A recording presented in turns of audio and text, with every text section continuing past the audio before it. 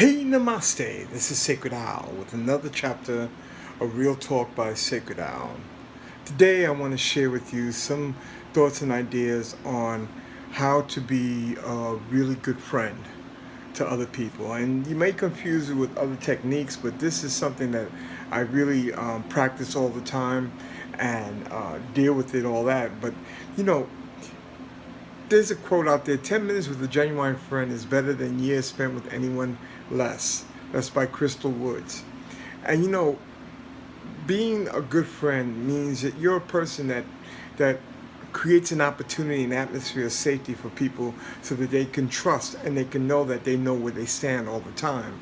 Me, I prefer a person who's going to tell me like it is, put it right there on the table, let me know, and not be that passive aggressive person that doesn't have the understanding nor the ability to speak their mind because they're too afraid of confrontation.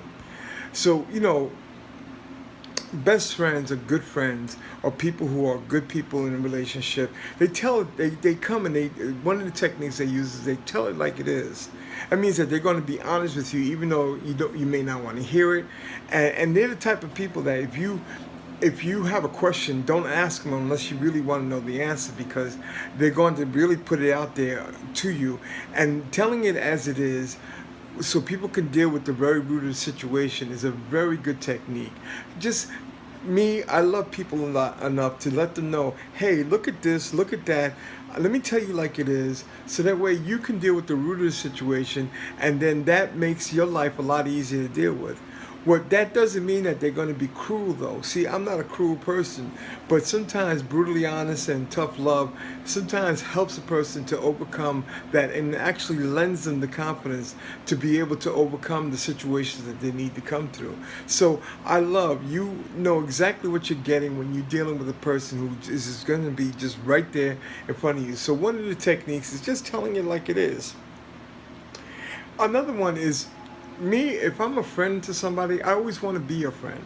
So you always know, I always make sure that the people I'm around, I like being around them. I tell them, hey, I like you, I want to be a friend, I want to work on this. So the best thing about that is being that honest or being that blunt will let people know, feel safe that they can be that way. They know that you're not pretending. And so being a person who doesn't pretend is a great technique in being a good friend to a person. Just let them know that you always want to be their friend. That's another technique you want.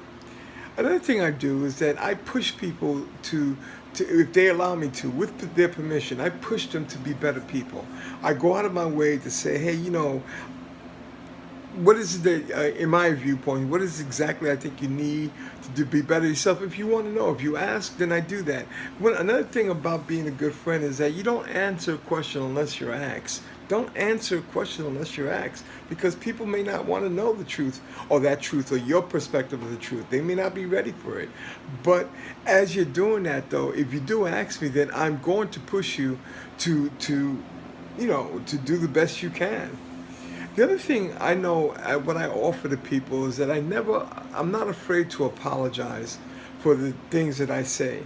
I just recently had a debate and argument with the person, and I used the word stupid.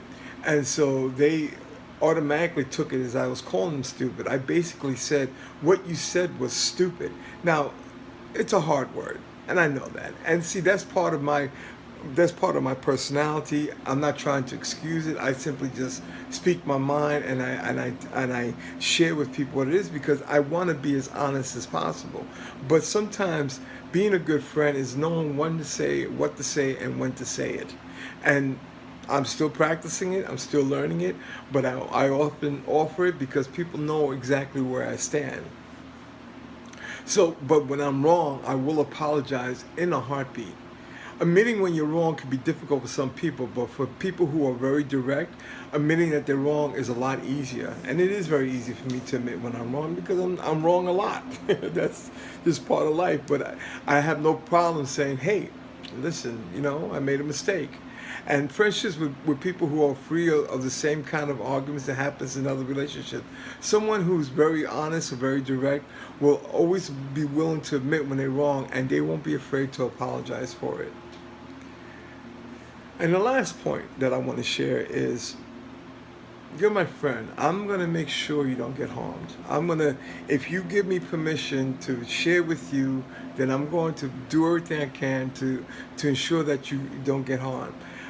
A good friend doesn't put up with any kind of wrongdoings against themselves or against anybody that they love or care about, because they're not afraid to say what they mean and mean what they say. A person who's very direct and who's a good friend will be blunt and will be first one in your corner when you need it. They're going to be by your side and have you back, and have your back no matter what, especially when you're dealing with a stressful situation. Other people try to talk behind it, or talk around it, or try to make it nice and easy, politically correct. But a person who's really your friend will just tell you like it is. Listen, in final thought, everybody benefits from human interacting. But me, I prefer people who are very direct and very front. That's how it is. You are who you are, and that's just the way it is. This is a pair of glasses. There's nothing different about these glasses, but that they're a pair of glasses.